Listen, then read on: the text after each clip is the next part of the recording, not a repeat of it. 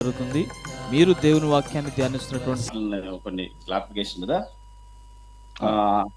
యెహోవా Rapha నేను స్వస్థపరచు యెహోవా అని వాక్యం ఉంది కదా, అది శరీరానికి స్వస్థత. సేవకులు చెప్తున్నారు కదా, ఇది హృదయం అన్నిటికంటే మోసకరం అనేది, అది బహుఘోరమైన వ్యాధి గలది.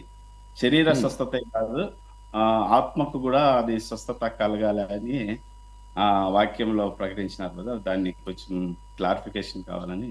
అంటే వారు ఏమన్నారు, వాక్యంలో ఏమన్నారు? యెహోవా రాఫా, యెహోవా రాఫా అంటే శరీరానికి కాదు స్వస్థత, ఆత్మకు కూడా స్వస్థత కలగాలి.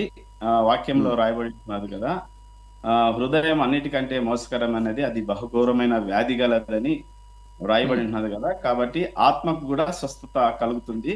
ఇది శరీర స్వస్థత కాదు, ఆత్మకు స్వస్థత కావాలని మీరు. యెహోవా రాఫా అనేటువంటి మాట శరీరమును స్వస్థపరచడానికి కాదు కానీ ఆత్మను స్వస్థపరచడానికి మాత్రమేనా? అవును అవును, అంటే రెండు చెప్పినారు. మరి ఫస్ట్ ప్రిఫరెన్స్ ఆత్మకు స్వస్థత అన్నారు. రైట్.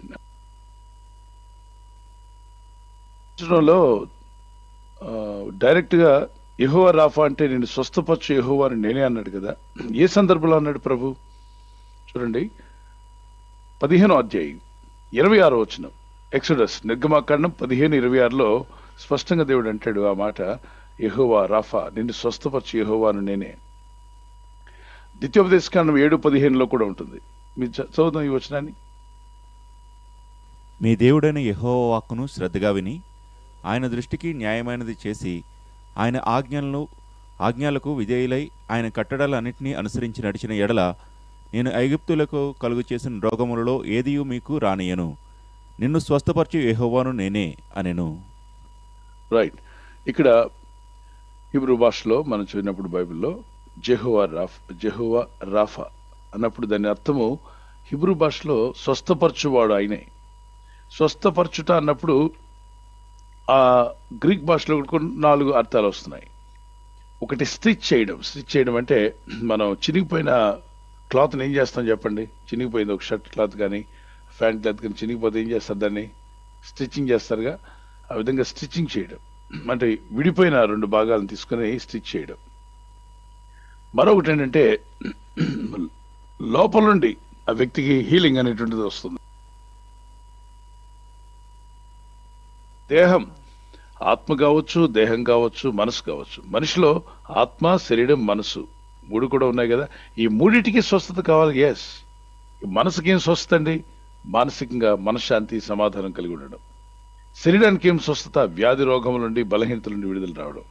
మరి ఆత్మకు స్వస్థత ఏంటి? పాప రోగం నుండి విడుదల రావడం. ప్రతి మనిషిలో పాప రోగం ఉంది కదా. అతను చేసిన దోషములు, అపరాధముల నుండి తన ఆత్మను విడిపించబడ్డం. సో ఇది దేవుడు మానవులకి ఏ విధంగా మానవ ఆత్మను బాగు చేస్తాడు? ఆయన శరీరమును, ఆత్మను, మనసును చేసినవాడే కాబట్టి ఆయనే బాగు చేయగలడు. ఆయనకు మనల్ని అప్పగించుకోవడం, ఆయన ఆత్మకు లోబడ్డం, ఆయన వాక్యానికి లోబడ్డం అనేది ఆశీర్వాదం. సో జెహోవా రాఫా నన్ను స్వస్థపరచువాడు నీవేనయ్యా అని. అయితే ఇందులో కొందరు వితండవాదులు ఉంటారు, వితండవాదం చేస్తూ ఉంటారు. హలో, శరీర స్వస్థ కాదు ఇది, ఆత్మకే. శరీరానికి అసలు స్వస్థ కాదు, శరీరాన్ని స్వస్థపరచడు దేవుడు, ఈ రోజు ఆపేశాడు. ఆ ఛాలెంజ్, సవాలు అని చెప్పి పిచ్చి సవాళ్ళు చేసేవాళ్ళు చాలా మంది ఉన్నారు. దేవుడైన ప్రభు ఆయన శరీరాన్ని సృష్టించిన వాడు ఆయనే, ఆత్మను చేసినవాడు, మనసును చేసినవాడు కూడా ఆయనే. అయితే విశ్వాసము కొలది స్వస్థపడిన వారు చూడండి, బైబిల్లో ప్రభు అంటాడు, కుమారి నీ విశ్వాసం నిన్ను స్వస్థపరిచింది అన్నాడు. ఎక్కడ? లేఖనాల్లో మనం చదువుతున్న మార్కు సువార్త 5వ అధ్యాయం 34-35లో 25 సంవత్సరాల రోగగ్రస్తురాలు ప్రభు యొద్దకు వెళ్ళి ఆయన వస్త్రాలు ముట్టిన వెంటనే స్వస్థత పొందుకుంటుంది. అందుకు ప్రభు అన్నాడు, కుమారి నీ విశ్వాసము నిన్ను స్వస్థపరిచింది. అంటే ఆయన స్వస్థపరచలేదా? ఆయన యందు మనకున్న విశ్వాసం మనల్ని స్వస్థపరిచిందా? ఎస్, అదే అంటున్నాడు ప్రభు. మీరు నా యందు విశ్వాసం ఉంచినప్పుడు ఆ విశ్వాసంతో వచ్చిందట ఆవిడ. ప్రభు ఎదుగు వెళ్తాను, ఆయన ఎదుగు వెళ్ళినప్పుడు నేను స్వస్థపడతాను అనుకుని వెళ్ళింది. అక్కడ ఒక అద్భుతమైన సంఘటన కనబడుతుంది. 5వ అధ్యాయం 25 నుండి 34 వచ్చిన వరకు. ఆమె ఇంట్లోనే అనుకుందట యేసును గురించి విని. చూద్దాం, మత్తయి సువార్త 5వ అధ్యాయం 25 నుండి చదువుదాం. 25 నుండి. ఆమె యేసును గురించి విని నేను ఆయన వస్త్రములు మాత్రం ముట్టినా బాగుపడుతుని అనుకుందంట. తనలో తాను అనుకుంది. ఏమనుకుంది? నేను స్వస్థపడతాను అని అనుకుంది. మరి యేసు ప్రభువారి చుట్టూ ఎంతమంది ఉన్నారు? చాలా జనసమూహం ఉన్నారు. ఆయన అందరూ తాగుతున్నారు ఆయన వస్త్రాలు, ఆయన జుట్టుని తాగుతూ ఉన్నారు. ఎందుకంటే విడుదల కావాలి, ఆయన తాగితే స్వస్థ వస్తుందని చెప్పి వచ్చి ప్రభుని తాగుతున్నారు. జనసమూహంలో ఆయన వెనుక వచ్చి ఆయన వస్త్రం ముట్టాను. అప్పుడు ఏం జరిగింది? ముట్టే ముందు, యేసుప్రభు వస్త్రాలు ముట్టే ముందు ఆమె ఏమనుకుంది? ఇంట్లో నేను వెళ్తాను, యేసుప్రభు వస్త్రాలు ముడతాను, స్వస్థపడతాను అనుకుని వచ్చింది. So she imagined. తను ఒక విధంగా ఆలోచనలో, తలంపుల్లో ఆ విశ్వాసంతో నింపేసుకుంది. తన తలంపుల నిండా, ఆలోచనల నిండా, తన హృదయం నిండా విశ్వాసం, the act of faith. So ఊరికే ఫెయిత్ కాదు, విశ్వాసాన్ని క్రియలో తీసుకొచ్చింది. చూద్దాం, ఆ తర్వాత వచ్చిన నేను చదువుతాను. వెంటనే ఆమె రక్తధార కట్టిను. యేసు ప్రభు వస్త్రాలు ముడతాను అనుకుంది, వచ్చింది, ముట్టింది. వెంటనే ఆమెకున్నటువంటి ఓవర్ బ్లీడింగ్ ప్రాబ్లం అనేది ఆగిపోయింది. వెంటనే ఆగిపోయింది. తన శరీరంలో ఆ బాధ నివారణ అయిందని గ్రహించింది. బాధ పోయిందని ఎవరికి తెలుసు? పక్క వాడికి తెలియదుగా, ముందున్న వాళ్ళకి తెలియదుగా, ఆమెకి తెలిసిపోయింది. ఆమె దేహంలో వెంటనే స్వస్థ వచ్చింది. ప్రభు వస్త్రాలు ముడతాను, నేను బాగుపడతాను అనుకుంది. ఇంట్లో వస్త్ర దారంతా అనుకుంటూ వచ్చింది, విశ్వాసం కలిగి వచ్చింది. ప్రభు దారిలో వెళ్తున్నప్పుడు వేస్తే వస్త్రాలు ముట్టింది. అంటే అంగీ వేసుకుంటాడు, వేసే అంగీ. ఆ అంగీని ప్రభు ఆమె ముట్టిన వెంటనే స్వస్థత ఆమె కలిగింది. అప్పుడు ఆమె నాకు స్వస్థ కలిగిందని గ్రహించింది. 30వ వచనం. వెంటనే యేసు తనలో నుండి ప్రభావం బయలు వెళ్ళి తనలో తాను గ్రహించాడంట. ఆయనలో ఉన్న ప్రభావం బయటికి వెళ్ళిందని ప్రభు గ్రహించాడు. ఆయనలో ఉన్న పవర్, ప్రభావం అంటే ఆ శక్తి ఆయన దేహంలో నుండి బయటికి వెళ్ళడం ఆయన గమనించాడు. గ్రహించి జనసమూహం వైపు తిరిగి, నా వస్త్రములు ముట్టింది ఎవరు అని అడిగాడంట. జనసమూహం వైపు తిరిగి, హలో, నా వస్త్రాలు ఎవరు ముట్టారు అని చెప్పి అడిగితే, అక్కడ పేతురు ఏమంటున్నాడంటే, ప్రభువా, అందరూ నీ మీద పడుతున్నారు, అందరూ వచ్చి చేతులు వేస్తున్నారు, మరి నిన్ను ఎవరు ముట్టారని ఎలా చెప్పగలను? ఆయన శిష్యులు, జనసమూహం నీ మీద పడుచున్నట్టు చూస్తున్నావే ప్రభుని అంటున్నారు. ఎవరు నన్ను ముట్టారని అంటావేంటి ప్రభువా? ఆ వచనం చదవనివ్వండి. ఆయన శిష్యులు, జనసమూహము నీ మీద పడుచున్నట్టు చూస్తున్నావే, నిన్ను ముట్టినది ఎవరని అడుగుతున్నావా? ఎవరు ముట్టారని చెప్పగలమయ్యా? అందరూ నిన్ను తాగుతున్నారు కదా. ఒకరా ఇద్దరా? 100 మంది నిన్ను తాగుతూనే ఉన్నారు. జనాల మధ్యలో కిక్కిరిసిపోయిన జనంలో నడుస్తున్నావు నువ్వు. నన్ను ముట్టింది ఎవరినంటే ఎలా చెప్పగలం ప్రభా? జనసమూహం. నేను అనుకుంటే పేతురు అని ఉంటాడు ఈ డైలాగ్. పేతురు అన్నిట్లో తొందరపాటు, అన్నిట్లో వెంటనే ముందుండాలనుకుంటాడు. సో ఆ మాట కూడా, ప్రభా ఏంటి న్యాయమేనా? ఎవరు ముట్టారని ఎలా చెప్పగలం? అందరూ నిన్ను ముడుతున్నారు కదా. అందుకు ప్రభు ఏమన్నా అంటే, ఒక వ్యక్తిలోకి నా ప్రభావం వెళ్ళింది, మిగిలినందరిలోకి వెళ్ళలా. చూద్దాం 32వ వచనం. ఆ కార్యం చేసిన ఆమెను కనుగొనవలనని ఆయన చుట్టూ చూచింది. ఎవరిలోకి ఈ ప్రభు యొక్క ప్రభావం వెళ్ళిందో ఆ వ్యక్తిని తెలుసుకోవాలని ప్రభు చుట్టూ కలయి చూశాడు. అప్పుడు ఏం జరిగింది? అప్పుడు ఆ స్త్రీ తనకు జరిగినది ఎరిగి, తనకు బాధపోయిందని తెలిసిపోయింది. భయపడి వణుకుచూ వచ్చి, భయంతో వణుకుచూ భయపడుతూ వచ్చింది. ఆయన ఎదుట సాగిలపడి తన సంగతి అంతయు ఆయనతో చెప్పాను. తన సంగతి అంతా చెప్పిందట. ఇలా జరిగిందని చెప్పింది. అందుకు ఆయన, కుమారి, నీ విశ్వాసం నిన్ను స్వస్థపరచును, సమాధానం గలదాని వైపుము, నీ బాధ నివారణై నీకు స్వస్థత కలుగును గాక అని ఆమెతో చెప్పాను. Praise the Lord. హల్లెలూయా. ప్రభు ఏమన్నాడు? నీ విశ్వాసము నిన్ను స్వస్థపరిచిందమ్మన్నాడు. ఇక్కడ మరి జెహోవా రాఫా అనేటువంటి మాట ఎలా అప్లై అయింది? విశ్వాసం ద్వారా ఆమె స్వస్థ పొందుకుంది కదా. ఎస్, ఆయన స్వస్థపరచువాడే. ఇక్కడ మీరు అందరూ గమనించాల్సిందంటే, అందరూ ప్రభువును తాకారు, కానీ ఒక వ్యక్తిలోకి ఆ ప్రభావం వచ్చింది. ప్రభులో ఉన్న స్వస్థపరిచే ప్రభావం ఒక వ్యక్తిలోకి వచ్చింది, కానీ అందరూ తాకారు కదా. మరి అందరూ ప్రభువును ముట్టారు, వారిలోకి ఎందుకు రాలేదు? ప్రభు అంటున్నాడు, నా ప్రభావం ఎవరిలోకి వెళ్ళింది? ఎవరా వ్యక్తి? నేను గమనించాను, నాలో శక్తి బయటికి వెళ్ళడం. నేను అడుగుతున్నాను, యేసు ప్రభుల స్వస్థ శక్తి ఉంది, దాన్ని అందరూ తీసుకోలేకపోయారు. ప్రభు యొద్దకు చేరుకున్నారు కానీ, ప్రభును తాకారు కానీ, వారిలోకి దాన్ని, ఆయన శక్తిని, ప్రభావాన్ని లాక్కోలేకపోయారు. ఈ రోజుల్లో అదే జరుగుతుంది.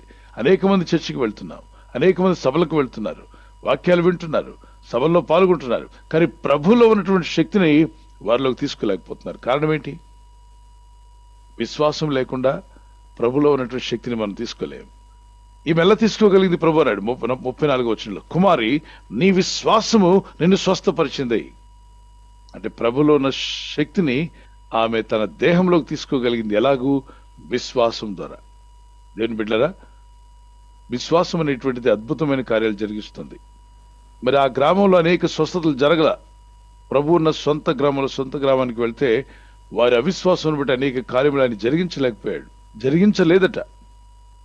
స్వస్థపరచాలని, బాగు చేయాలని ప్రభు వెళ్ళాడు ఆ పట్టణంలోకి, ఆ గ్రామంలోకి.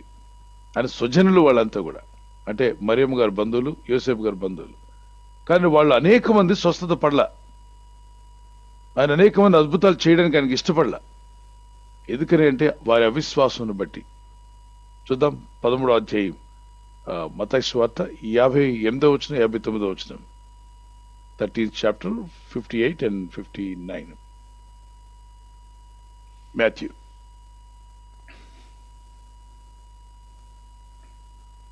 Praise the Lord. మత్తయి సువార్త 13వ అధ్యాయము 58వ వచనం. వారి అవిశ్వాసమును బట్టి ఆయన అక్కడ అనేకమైన అద్భుతములు చేయలేదు. అనేకమైన అద్భుతాలు ఎందుకు చేయలేదు యేసు ప్రభువారు? వారి అవిశ్వాసం అవిశ్వాసమును బట్టి. విన్నారు కదా? And he did not many mighty works there because of their unbelief. మరొకసారి చదువుతాను. He did not many mighty works there because of their unbelief. వారికున్న అన్బిలీఫ్ అనేటువంటిది, వారికున్న అవిశ్వాసము ప్రభులో ఉన్న శక్తిని వారు తీసుకోలేకపోయారు. మరి ఈ స్త్రీ ఎక్కడి నుండి వచ్చింది? యేసు ప్రభులో ఉన్న శక్తిని లాక్కోగలిగింది. ప్రభులో, దేవునిలో ఉన్న శక్తిని, ఆ రాహఫా అని పిలువబడుతున్న ప్రభులో ఉన్న శక్తిని నీలోనికి లాక్కోవడానికి నీ చేతిలో ఒక ఆయుధం ఉండాలి. ఆ ఆయుధమే ఒక సాధనం ఉండాలి, ఒక ఇన్స్ట్రుమెంట్. అదే ఫెయిత్, విశ్వాసం. విశ్వాసం లేకుంటే దేవునికి ఇష్టమైనట అసాధ్యమని రాయబడింది. మరి యెహోవా రాఫా అంటే ఆత్మకు మాత్రమే కాదు, హృదయానికి మాత్రమే కాదు, శరీరానికి, అన్నిటికీ కూడా దేవుడు వస్తుంది. అయితే చాలా విచారకరమైన విషయం ఏంటంటే అనేక మంది శరీర విషయంలో మాత్రమే ఇష్టపడుతున్నారు. హృదయాన్ని మార్చమని అడగరు, ఆత్మ రక్షించమని వేడుకోరు. నా రోగం పోతే బాగుండు, మా అబ్బాయి బాగుపడితే బాగుండు, మా అమ్మాయి స్వస్థపడితే బాగుండు, మా ఇంటి వారికి స్వస్థ కలిగితే చాలు. మరి నీ ఆత్మకు రక్షణ కావద్దా? నీ హృదయం మారుద్దా? నీ మానసికంగా నీ యొక్క కోప ఆవేశాలన్నీ కంట్రోల్ అవ్వాలా? ఖచ్చితంగా కావాలి. అందుకే దేవుని ఎదుకు వచ్చినప్పుడు ప్రార్థించండి, మీలో మార్పును కూడా ప్రవహిస్తాడు. God bless you. ఇంకా సందేహం ఏమైనా ఉందా బ్రదర్? మాట్లాడండి రవీంద్ర గారు. బ్రదర్, ఇంకొక ప్రశ్న కదా. ప్రవచనాలు ఆగిపోయినాయి, ప్రవచనం ఒక్కటే మిగిలి ఉన్నది. అది యేసు ప్రభు రాకడ గురించిన ప్రవచనం ఒకటే ఉన్నాయి. ఇప్పుడు ప్రవచనాలు ఏమీ లేవు, ప్రవచనాలు ఆగిపోయినాయి. దేవుని రాకడ, ఆయన రావడం ఒక్కటే మిగిలి ఉన్నదని దానికి కూడా జవాబు కావాలి కదా అంటున్నారు. అయితే వీళ్ళు బోధించే వాళ్ళు, వీళ్ళు ఎక్కువగా ఆత్మకార్యాలు ఒప్పుకోరు అనమాట. వీళ్ళ సిద్ధాంతం ఏంటంటే ఇప్పుడు ప్రభు స్వస్థపరచట్లేదు, ఇప్పుడు అద్భుతాలు చేయట్లేదు, ఇప్పుడు అన్ని ఆపేశాడు దేవుడు, రక్షణ పొందుకోవడం, తర్వాత ప్రభు రాకడ సిద్ధపడ్డా, ఈ రెండు తప్ప ఇంకేం వద్దనేటువంటి ఒక సిద్ధాంతాన్ని చాలా మంది వాళ్ళ సంఘాల్లో బోధిస్తున్నారు. వాళ్ళు స్వస్థతలు ఒప్పుకోరు, పరిశుద్ధాత్మ కార్యాలు ఒప్పుకోరు. ఇప్పుడు లేవు. ఎప్పుడు ఆగిపోయాయి? వీళ్ళ తాతగారికి చెప్పి దేవుడు ఆప్ చేశాడు. వీళ్ళు ముత్తాతకో తాతకో చెప్పి నేను ఆపేస్తున్నాను ఆయన అని చెప్పాడు. కాబట్టి వీళ్ళ తాత చెప్పినట్టుగా మన తాతకు చెప్పలా, వాళ్ళ తాతకు చెప్పాడు. ఏమని? వచ్చిన ఆపేస్తున్నాను ఆయన అని చెప్పాడు. కాబట్టి వాళ్ళ మనవాళ్ళు అదే మాట్లాడతారు. వాళ్ళ అధికారులు, వాళ్ళ సిద్ధాంతాలు ఉన్నాయి కదా, వాళ్ళ సిద్ధాంతాన్ని అందరి మీద రుద్దడానికి ప్రయత్నం చేస్తారు. దేవుడు ఎక్కడ చెప్పాడు బైబిల్లో నేను ఆపేస్తున్నాను అని అన్నాడా? అనలేదే. పూర్ణమైనది వచ్చినప్పుడు పూర్ణము కాని దాన్ని ఆగిపోతున్నాడు. ఎన్ని ఆగిపోతాయి అన్నాడంటే 1 కొరింథీ పత్రిక 13వ అధ్యాయం 9, 10, 11, 12 వచనాల్లో ఏమనంటే 3 ఆగిపోతాయి. చూడండి, అద్భుత కార్యములు, ప్రవచనములు నిరర్ధకమగును, భాషలు నిలిచిపోవును, జ్ఞానము కూడా నిలిచిపోతుంది అన్నాడు. ఆగితే 3 ఆగిపోతాయంట. చూద్దాం. ప్రేమ శాశ్వత కాలం ఉండును. అది పరలోక రాజ్యం వెళ్ళాక కూడా ప్రేమ ఉంటుంది. అక్కడ వరాలు లేకపోయినా ప్రభుత్వ నిధిలో అక్కడ వరాలు అవసరం లేదుగా.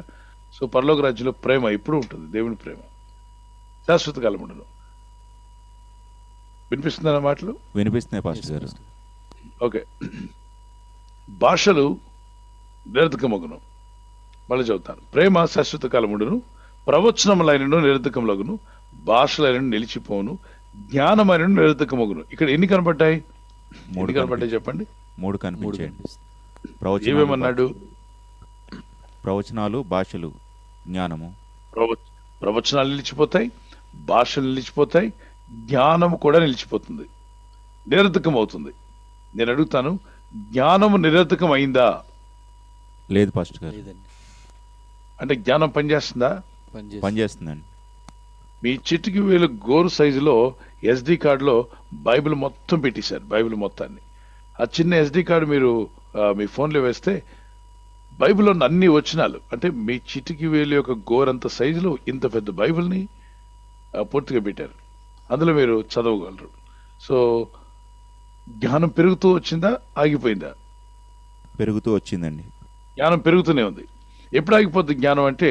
ఆగిపోతే 3 ఆగిపోవాలి. ఏమేమి ఆగిపోవాలి? అక్కడ రాశాడు కదా, ఒకటి ప్రవచనములు, రెండవది భాషలు, జ్ఞానము. మరి జ్ఞానం ఆగిపోయిందంటే జ్ఞానం ఆగలేదే, జ్ఞానం పెరుగుతూ ఉందే. అంత్యదినముల్లో అనేక నరులు నలుదిశలో ప్రయాణం చేయడం వల్ల జ్ఞానం విస్తరించదన్నాడు. నాలెడ్జ్ షల్ ఇంక్రీజ్ అన్నాడు. ఇంకా ఇంక్రీజ్ అయిపోతుంది అనేక విధాలండి. చూడండి, ఆధునికంగా ప్రపంచంలో వస్తువుల్లో కావచ్చు, కనిపెట్టే వస్తువుల్లో కావచ్చు, మనుషులకి సౌకర్యాలు కావచ్చు, మరి లోక సంబంధమైన జ్ఞానము, ఆత్మ సంబంధమైన జ్ఞానం కూడా పెరుగుతూనే ఉంది. ఇంతకుముందు జ్ఞానం లేని వాళ్ళందరూ ఇప్పుడు జ్ఞానం నేర్చుకుంటున్నారు, దేవుని వాక్యాన్ని. ఓకే, మరి అది పెరిగినప్పుడు ఆగితే 3 ఆగాలి ఒకేసారి, సీజ్ అయిపోతాయి 3. కానీ ఇప్పుడు 3 ఒకటి మాత్రం ఆగిపోయింది, ప్రవచనాలు ఆగిపోయింది, భాషలు ఆగిపోయాయి. ఈ 2 ఆగిపోతే మరి అది ఆగుదా? అక్కడ ఏమన్నాడంటే పరిపూర్ణమైనది వచ్చినప్పుడు, పర్ఫెక్షనెస్ ఎప్పుడైతే పర్ఫెక్ట్ అనేటువంటిది వస్తుందో అప్పుడు ఇంపర్ఫెక్ట్ అనేది ఆగిపోతుంది. ఈ వరాలన్నీ ఎందుకు ఇచ్చాడు దేవుడు? పర్ఫెక్షన్ కోసమే. సంఘము క్షేమాభివృద్ధి పొందాలంటే ప్రవచనం కావాలి. 1 కొరింథీ 14:4 ప్రవచన వరము సంఘ క్షేమాభివృద్ధి కొరకు. అయితే ఇక్కడ అబద్ధ ప్రవక్తలు బోల్డ్ మంది ఏడ్చారు. దానివల్లే చాలా మందికి విసుగు పుట్టింది. ఏమని? ఈ ప్రవచనాలు ఒట్టివేరా నాయన అని. అంత భ్రమ కల్పించడానికి మన అయోమయాలు చేసిన పనులు. మనలో కొంతమందికి ప్రవచన వరం అంటే చాలా ఇష్టం, ప్రవచించాలనుకుంటారు. కానీ ప్రవచనం రాదు. రాకపోతే వీడే కల్పించేసి సొంత దుకాణం పెడతాడు, నోటుకొచ్చిన ప్రవచనాలను చెప్తాడు. అవి ఫెయిల్ అవుతూ ఉంటాయి.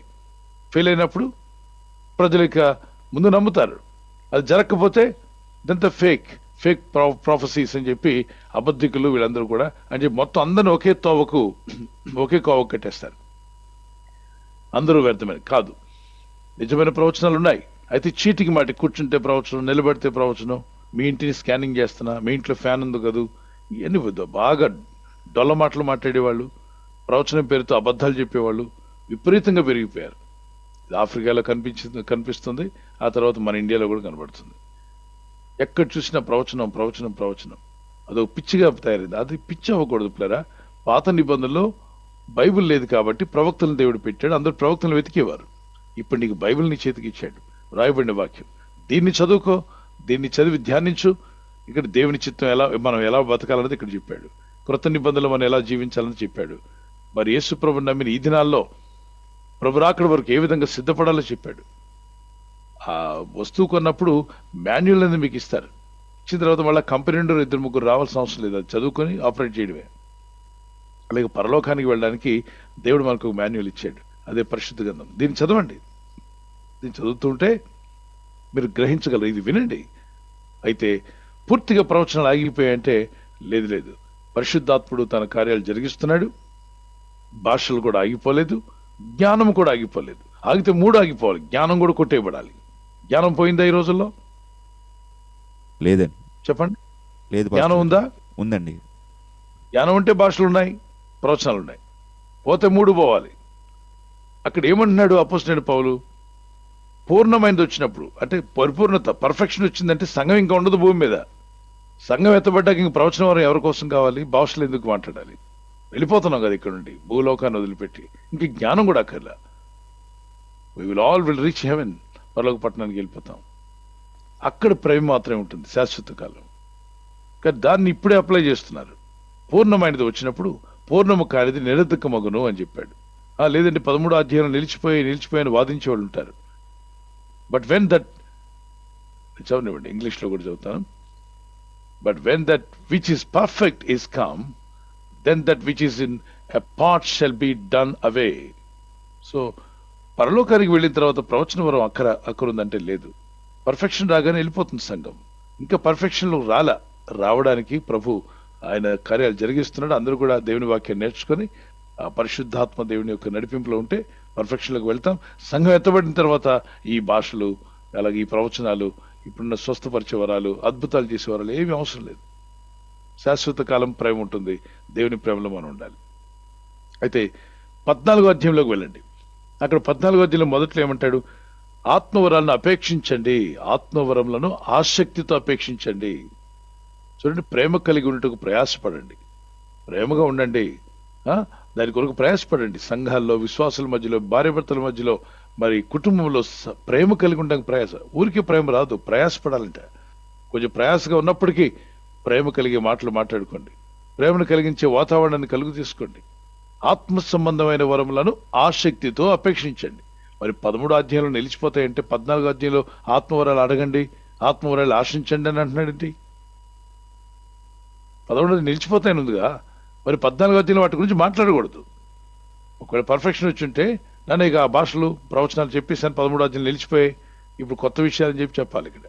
కానీ ఇక్కడ ఏమంటున్నాడు? మళ్ళీ రిపీట్ చేస్తున్నాడు 14లో. ఆత్మ సంబంధమైన వరములను ఆసక్తితో అపేక్షించింది, విశేషముగా మీరు ప్రవచన వరంను అపేక్షించింది. ఎందుకంటే ప్రవచన వరం సంఘమంతరికి క్షమాభివృద్ధి, మిగిలిన వరాలు స్వస్థత, విడుదల, రక్షణ, ఇవన్నీ కూడా సంఘంలోకి అనేక ఆత్మను రావడానికి, రక్షణ పొందడానికి, మరి సంఘం బలపడడానికి, రోగులు స్వస్థపడడానికి స్వస్థపరిచే వరం, బుద్ధివాక్యము, జ్ఞానవాక్యము, ఆత్మల వివేచన వరము, ప్రవచన వరము, అలాగే అద్భుతములు చేసే వరము, విశ్వాస వరము,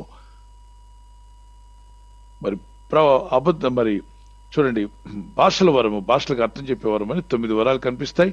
మరింకెన్నో మరికొన్ని వరాలు సంఘానికి ప్రభు ఇచ్చాడు. 12వ అధ్యాయం రోమపత్రిక 4 నుండి 12వ వచనం వరకు అద్భుతమైన వరములు దేవుడు సంఘానికి పంచి ఇచ్చాడు. వరం అంటే గిఫ్ట్. అది గిఫ్ట్ వద్దంటాం ఏంటి? గిఫ్ట్ ఉండాలి. ఆ గిఫ్ట్స్ అనేవి ఉపయోగపడతాయి దేవుని నా మహిమార్థమై, రాజ్య విస్తరణ కొరకు, దేవుని రాజ్య విస్తరణ కొరకు. అద్భుతంగా. అయితే ఇక్కడ ఫేక్ పీపుల్ వచ్చేసారు, అది ప్రాబ్లం. ప్రవచనాలు లేకుండా ప్రవచనాలు మాట్లాడి వాళ్ళు కలవరపరిచి, నా ఆత్మ వెళ్ళిపోయింది, పరలోక రాజ్యంలో దూతను చూశాను, రథం ఎక్కాను, రథం కూడా బాగుంది, నాకు ఇల్లు ఇచ్చాడు దేవుడు, అబ్బా పిల్లరా మరి అద్భుతంగా ఉంది బెడ్రూమ్ అంటే మరి బాత్రూమ్ లేదా? ఏం మాట్లాడతారు? అలా ఊహల్లోకి వెళ్ళకండి. నివాసాలంటే మరి 3 బెడ్రూమ్ మాకు ఇచ్చాడు పిల్లరా, మీకు 4 బెడ్రూమ్ ఇస్తాడు, వాళ్ళకి 12 బెడ్రూము. మరి అబ్రహాంకి 3 మంది సంతానం, ఇక మొత్తం ప్యాలెస్ అంతా ఆయనకి. ఎవరికి? అబ్రహాం గారు. ఇవి మనుషుల ఊహలు, మన ఊహలు అనమాట. మన ఊహను తీసుకెళ్లి అప్లై చేస్తాం. దేవుడు నివాసం ఇస్తాను కానీ ఎలాంటి నివాసం చెప్పలేదుగా. అక్కడికి వెళ్ళాక చూద్దాం. ఇటువంటి మాటలు విన్నప్పుడు, అలాగే మోడీ గారు జయించారని చెప్పి ఒక తెగ ప్రవచనం చేశాడు కేరళలో. ఈసారి ఆయన ఎలక్షన్లకు రాడు అని చెప్పి బల్లగుద్ది చెప్పాడు. మరి ఆయనే వచ్చారు. ఆ ప్రవచనానికి ముందు చెప్పాడు, రాసేసుకోండి, బాండ్ పేపర్లో రాసుకోండి. ఎందుకు ఓవరాక్షన్లో? బాండ్ పేపర్లో రాసుకోండి. ఆయన గెలిస్తే ఈయనట ఇక ప్రవచనమే చెప్పడట జీవితంలో. అలాగే గెలిచారు, మనోడు కనబడకుండా దాక్కున్నాడు. ఇక్కడ కనబడితే కొడతారని. ఎందుకు అబద్ధాలు ఎందుకు చెప్పాలి? మన తెలుగు రాష్ట్రాల్లో కూడా కొంతమంది ప్రవచనాలు తొందరపడి చెప్పినట్టుగా మనం విన్నాం. ఆ తర్వాత బయటకు వచ్చి చెప్పండి, నా మనసు నుండి వచ్చింది, నేను తొందరపడ్డాను, పొరపాటు అయిపోయింది, నిజం ఒప్పుకోండి.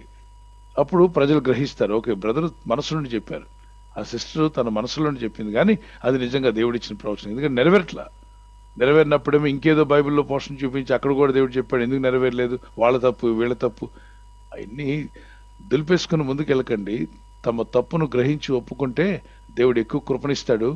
అలాగే ఇంకా పరిశుద్ధత దేవుని మార్గంలో జీవించడానికి అవకాశం ఉంటుంది. God bless you.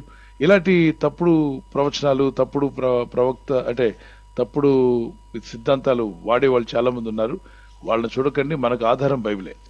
ఎక్కడైనా ఇదిగో ఆపేస్తున్నాను, భాషలు ఆపేస్తున్నాను, మరి ప్రవచనం కూడా ఆపేశాను అని ఉందంటే లేదు. పరిశుద్ధ దేవుని లేఖనాల్లో ఆత్మదేవుడు తన వరములు ఇచ్చి సంఘమును బలపరుస్తాడు. అయితే వాటి మీదే ఆధారపడిపోకండి. ఒక ఫౌండేషన్ ఉంటే పడిపోతుంది అనుకోండి, గోడ పడిపోతుంటే ఏం చేస్తాం? సైడ్ సపోర్ట్స్ ఇస్తాం. ఈ సైడ్ సపోర్ట్స్ ఇచ్చేటువంటివి ఎందుకంటే ఒరిగిపోతుంది గోడ.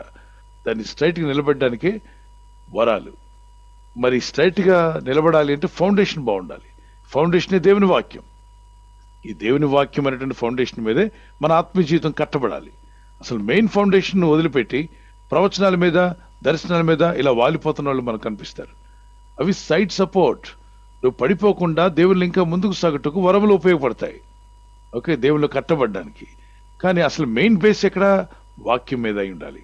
అందుకే యేసు ప్రభువు అంటారు, నీ నా మాటలు విని వాటి ప్రకారం జీవించేవాడు రాతి మీద తన ఇల్లు కట్టుకుని వాడిని పోలి ఉండును. మరి ఆ మాటలు విని కూడా ఆ విధంగా కట్టబడకపోతే మరి ఇసుక మీద కట్టబడినటువంటి వ్యక్తిగా ఉంటా. అలా ఉండొద్దు, వాక్య ప్రకారంగా జీవించండి. God bless you. అయితే వీళ్ళలో చాలా మంది ఉన్నారు బ్రదర్, ఈ సిద్ధాంతాన్ని బోధించే వాళ్ళు బల్లగుద్ది కేకలు వేసి ఛాలెంజ్ చేస్తాను, వాళ్ళు చెప్తే వాళ్ళకి వెనుక సమాధానం చెప్తే వాళ్ళ కాలు కింద దూరిపోతాను. పిచ్చి మాటలేని. దైవ సేవకులు ఇప్పుడు నోటి నుండి అలాంటి మాటలు మాట్లాడకూడదు. ఎవరు మనం ఛాలెంజ్ చేయడానికి దేవుని వాక్యానికి విరోధంగా మరి విర్రవీగేటువంటి, అందుకే అంటాడు అపోస్తలుడైన పౌలు, జ్ఞానము మనిషిని విర్రవీగేలా చేస్తట, వాక్యము పరిశుద్ధాత్మ నడిపింపు తగ్గింపులోకి నడిపిస్తుంది. తగ్గింపు లేని వాళ్ళు వాళ్ళ బోధనలో కానీ వాళ్ళ మాటల్లో కానీ తగ్గింపు లేని వాళ్ళతో వాళ్ళ ఆత్మలో దీనత్వమే లేదు. దీనత్వం లేని బోధ వినకూడదు మనం. అందుకే తప్పుడు సిద్ధాంతాల్లోకి వెళ్ళకండి. God bless you.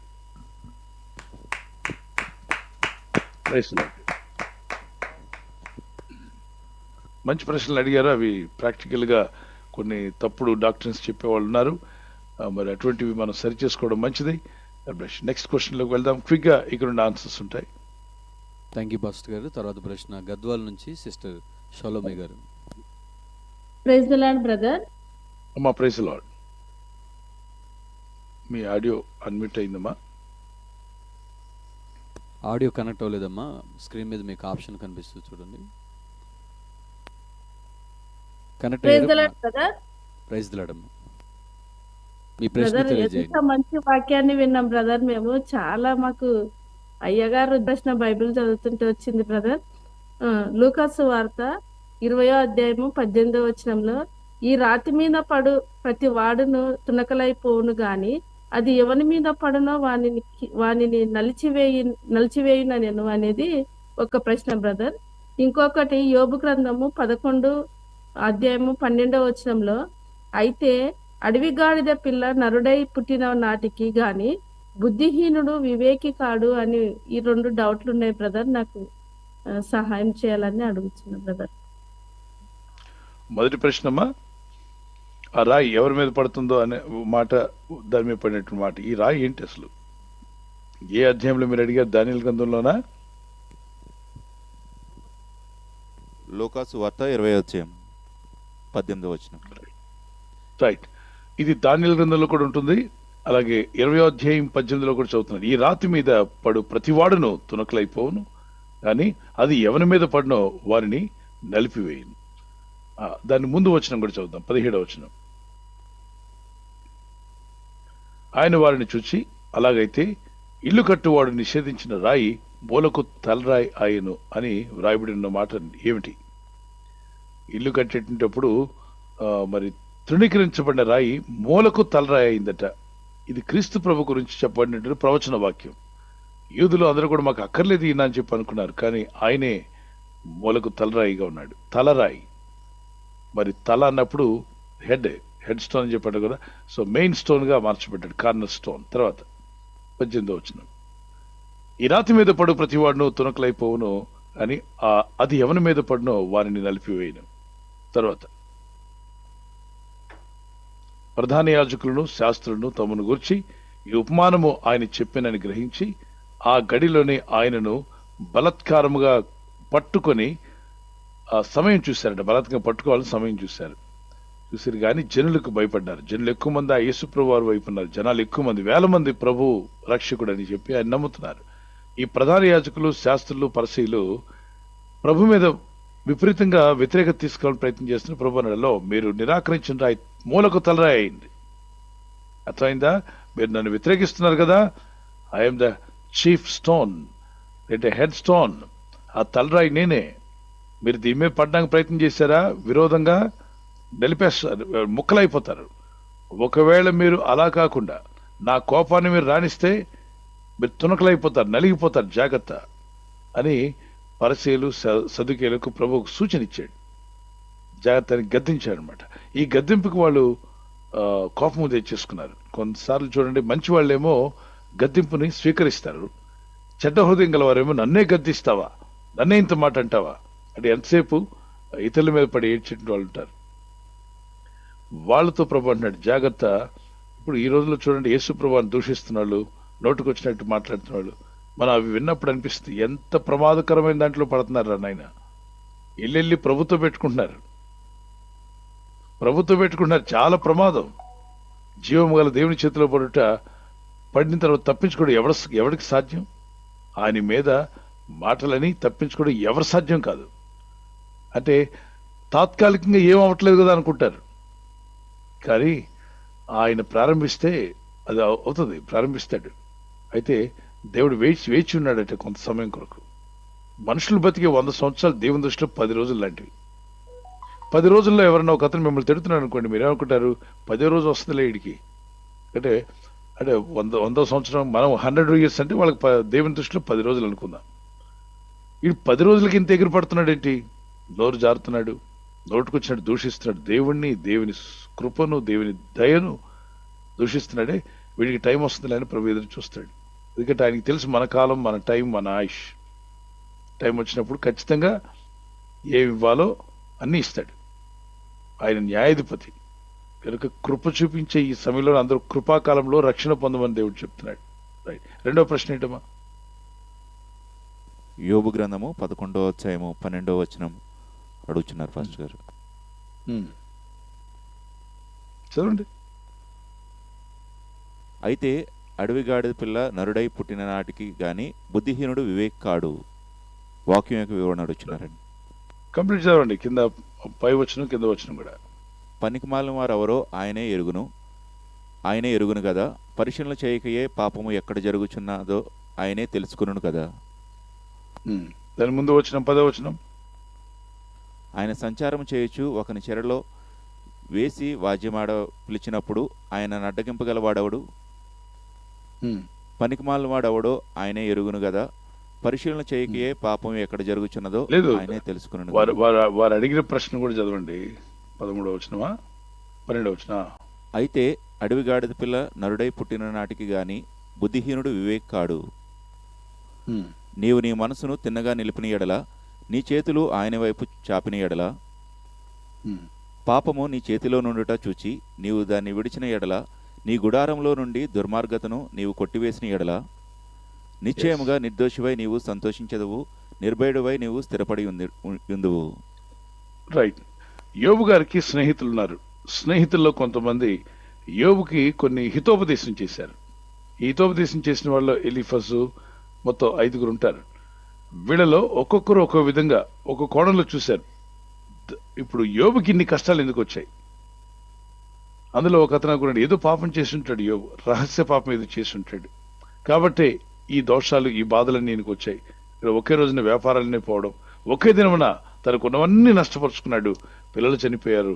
కాబట్టి ఇంత ఘోరమైన కీడు వచ్చిందంటే ఖచ్చితంగా ఏదో చేయరాని పాపం చేసి ఉంటాడు. నిజానికి యోబు పాపం చేయలే, కానీ అక్కడ జరిగిందేంటి? ఒక సాతానికి దేవునికి మధ్యలో జరిగిన ఒక వివాదంలో దేవుడు బాగా దీవించాడు. కాబట్టి యోబు విషయంలో, సరే నా కుమారుడికి ఎన్ని కష్టాలు వచ్చినా నా కొరకు నిలబడతాడు, ఎన్ని ఇబ్బందులు వచ్చినా నా పక్షంగా ఉంటాడు అని ప్రభు అన్నాడు. అలా ఉన్నాడు కూడా. ఎవరు? యోబు గారు ఉన్నారు.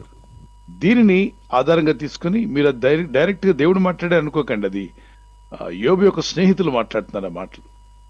ఓకే, వాళ్ళు గద్దిస్తున్నారు, కొన్నిసార్లు బుద్ధి కలిగించాలని చూస్తున్నారు.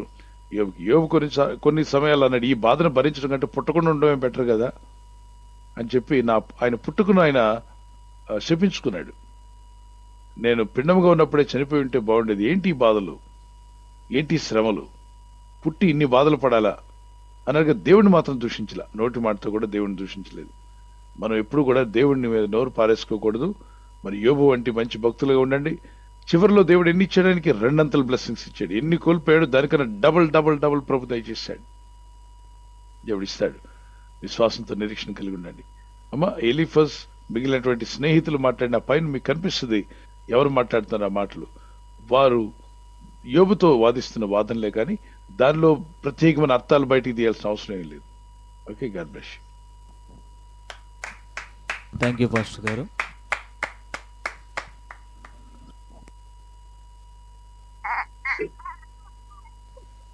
బ్రదర్ హెబ్రియన్ చర్చికి వెళ్ళేవారు, వాళ్ళు దేవుని స్తుతించరు, చప్పట్లు పట్టు. నేను వాళ్ళ ఎందుకు మీరు అలా చేయరు అని అడిగేటప్పుడు వాళ్ళు చెప్పే మాట ఏంటంటే అల్లరికి కత్త కాదు కదా అనేసి అనడం జరిగింది. నేనేమన్నానంటే యోగు మరి ఆనందిస్తూ సంతోషిస్తూ ఆయన సన్నిధానం తీసుకొచ్చేటప్పుడు రోడ్ల మీద గెంతుతూ ఆయన్ని దేవుని స్తుతించాడు కదా, మీరు ఎందుకు అలా అడిగాను పాస్టర్ గారు. రైట్, అక్కడ మీరు అంటే ఒక సహవాసం వాళ్ళు పేరెత్తొద్దు కానీ సహవాసం వాళ్ళు ఇలా అన్నారట, ఏమని చప్పట్లు కొట్టొద్దు, గట్టిగా దేవుని స్తుతించొద్దు, అది అల్లరి అన్నారట. అల్లరి. అందుకే వాక్యాలు ఒకదాన్ని పట్టుకోకండి, అన్ని వాక్యాలు ఒక దగ్గర తీసుకురావడానికి ప్రయత్నం చేయండి. యేసుప్రభు శిష్యులు యేసుప్రభు వెళ్తున్న మార్గంలో గొప్ప స్వరంతో దేవుని స్తుతించారమ్మా. లూకాసు సువార్త మరి 19వ అధ్యాయం 38వ వచనం 39వ వచనంలో ప్రభువారు వెళ్తుండగా చాప్టర్ 19 వర్స్ 38 and 39లో ఇలా ఉంది, ప్రభు పేరట వచ్చు రాజు స్తుతించబడును గాక, పరలోకమందు సమాధానమును సర్వోన్నతమైన స్థలముల్లో మహిమయు ఉండును గాక అని తాము చూచిన అద్భుతములన్నింటిని గురించి మహాశబ్దంతో, దాని తర్వాత మాటలు బైబిల్లో చదవాలి మీరు, 39 కూడా, మహాశబ్దంతో దేవుని స్తోత్రం చేసిరి. అప్పుడు ఆ సమూహంలో ఉన్న కొందరు పరిశీలు అంటే వాక్య విరుద్ధంగా ప్రభుకి విరోధంగా ఉంటారు వీళ్ళు. ఈ పరిశీలు అనే వాళ్ళు బోధకుడా అంటే ప్రభుని అంటున్నారు, బోధకుడా నీ శిష్యులను గద్దించమని ఆయనతో చెప్పగా, ఎందుకు గద్దించమన్నారు? వీళ్ళు గట్టిగా స్తుతించారట, మహాశబ్దంతో దేవుని స్తుతింపసాగిరి. మహాశబ్దంతో స్తుతిస్తున్నారు కాబట్టి ఆ పరిశీలని ఈ సిద్ధాంతాలు పాటించే వాళ్ళకి కోపం వచ్చింది. ఏంటయ్యా నీ శిష్యులు ఈ చేపలు పట్టే వాళ్ళని తీసుకొచ్చే వాళ్ళు గట్టిగా స్తుతిస్తున్నారు అని అంటే ప్రభు గద్దిస్తాడేమో అనుకున్నారు. ఏమంటే, హలో శిష్యులారా, పేతురు యోహాను రండి, ఏంటి అలా గట్టిగా గద్దిస్తున్నారు, ఎందుకు అంత గట్టిగా స్తుతిస్తున్నారు, అంత అవసరమా అని చెప్తాడేమో అనుకున్నారు. అయితే జరిగింది ఏంటో చూద్దాం. 40వ వచనంలో ప్రభు ఏమన్నాడు? ఆయన వారిని చూచి, అంటే ఈ గట్టిగా అరవద్దు, స్తుతించొద్దు, మహాశబ్దంతో దేవుని గణపరచొద్దు అని చెప్పే వాళ్ళకి చెప్పాడు పరిశీలికి. ఆయన వారిని చూచి, వీరు ఊరుకుండిన ఎడ్ల, అంటే వీళ్ళు స్తుతించకుండా ఊరుకుంటే ఈ రాళ్లు కేకలు వేయనని మీతో చెప్పుచున్నాను అన్నాడు. రాళ్ళు అంటే కఠిన హృదయాలు కూడా మార్చుకుని దేవుడి స్తోత్రాలు పొందుకుంటాడు. అలాగనే 17వ అధ్యాయం 17 నుండి 20 వచ్చిన వరకు 10 మంది కుష్ఠరోగులు స్వస్థపడితే ఒక్కడు మాత్రం తిరిగి వచ్చి మహాశబ్దంతో దేవుని స్తుతిస్తూ వచ్చి ప్రభు పాదాల దగ్గర పడతాడు. దాన్ని చూసిన ప్రభు అంటాడు, 9 గొప్ప శబ్దంతో దేవుని మహిమపరచుచు. అమ్మా, గొప్ప శబ్దమా చిన్న శబ్దమా? గొప్ప శబ్దం. 10 మంది కుష్ఠరోగులు ఒక్కడే స్తుతించాడట. అందుకు ప్రభు అన్నట్టు 9 మంది ఎక్కడికి వెళ్ళారని. ఇది నేను చదువుతాను కంప్లీట్ గా. 16వ వచనాన్ని కంప్లీట్ చేద్దాం. గొప్ప శబ్దంతో దేవుని మహిమపరచుచు తిరిగి వచ్చి ఆయనకు కృతజ్ఞతాస్తుతులు చెల్లించుచు ఆయన పాదముల యొద్ద సాగిలపడెను. వాడు సమరీయుడు, యూదుడు కాదు. యేసయ్య ముందు సాగిలపడ్డాడు, గట్టిగా స్తుతించాడు, మహాశబ్దంతో కృతజ్ఞతాస్తుతులు చెల్లించుచూ వచ్చాడు. మరి ప్రభు అతను చూసి, ఎందుకంత గట్టిగా స్తుతిస్తున్నావు, అల్లరికి కర్త కాదు కదా అన్నాడా? ఏమన్నాడు చూద్దాం. 17వ వచనం. అందుకు యేసు, 10 మంది శుద్ధులైరి కారా, అంటే 10 మందిని నేను బాగు చేశాను కదా, 9 ఎక్కడ? ఆ 9 మంది ఏరి ఒక్కడే వచ్చాడు దేవుని స్తుతించడానికి. 9 మంది స్వస్థపడిన ఎడిపారిపోయారు. తర్వాత ఈ అన్యుడు తప్ప దేవుని మహిమపరచుటకు తిరిగి వచ్చిన వాడు ఎవడనో అగపడలేదా అని చెప్పాడు. అన్యుడు స్తుతించాడే, అన్యుడు తిరిగి వచ్చి గొప్ప శబ్దంతో మిగిలిన వాళ్ళు స్వస్థపడ్డాక పారిపోయారు. ఇలాంటి వాళ్ళు చాలా మంది ఉన్నారు. మరి ఇక్కడ మనం గమనించింది ఏంటి? గట్టిగా స్తుతిస్తే స్తుతించొద్దని చెప్పిన పరశీలకి బుద్ధి చెప్పాడు ప్రభు. వీళ్ళు మౌనంగా ఉంటే రాళ్లు కేకలు వేస్తాయన్నాడు. ఇక్కడేమన్నాడు? ఈ అన్యుడు గట్టిగా స్తుతిస్తూ వచ్చాడు, కృతజ్ఞతలు చెల్లించాడు, మీరెందుకు చేయకుండా వెళ్ళిపోయారు అని గద్దించాడు. అంటే ప్రభు యొక్క ఉద్దేశం ఏంటి చెప్పండి? స్తుతించాలనా వద్దనా? స్తుతించాలని. రైట్. మరి కీర్తన గ్రంథం 47వ అధ్యాయం తీసుకుంది. 47వ కీర్తన. సర్వజనులారా ఆర్భాటముతో దేవుని స్తుతించండి, చప్పట్లు కొట్టండి అన్నాడు. సర్వజనులారా చప్పట్లు కొట్టుడి. మరి చప్పట్లు కొట్టొద్దని వాళ్ళు అంటున్నారని. వాళ్ళ మనసులో పుట్టినటువంటి ఆలోచనలన్నీ బైబిల్లోకి ఎక్కించకూడదు. వాక్యం ఏం చెప్తుందో తీసుకోవాలి. సర్వజనులారా అంటే అందరికీ చెప్తున్నాడు, ప్రయాసపడి సమస్త జనులారా నా ఎద్దుకు రమ్మంటాడుగా. ఇక్కడ ఏమన్నాడు? సర్వజనులారా చప్పట్లు కొట్టుడి. O clap your hands, English లో క్లాప్ యువర్ హ్యాండ్స్, అప్లాస్ అంటారు. Clap your hands. జయధ్వనులతో దేవుని గురించి ఆర్భాటం చేయండి. ఆర్భాటం చేస్తే పెద్ద శబ్దం వస్తుంది. Shout unto God. Shout. ఎందుకు షౌట్ చేస్తున్నాం అంటారుగా. ఇక్కడ దేవుని గురించి మనం దేవానికి స్తోత్రం అని గట్టిగా shout unto God with a voice of triumph.